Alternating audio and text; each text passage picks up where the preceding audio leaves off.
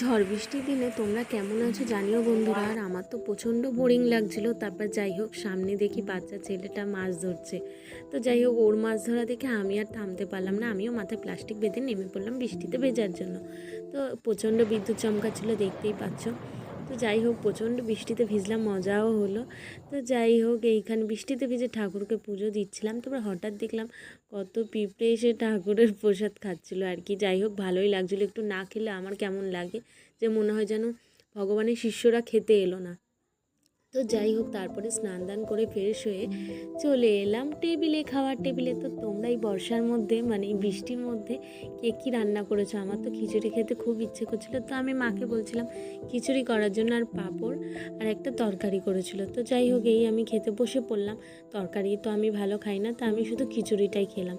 So খিচুড়িটা খেতে তো ভীষণ টেস্টি হয়েছিল। তো যাই হোক ঘরে বসে বসে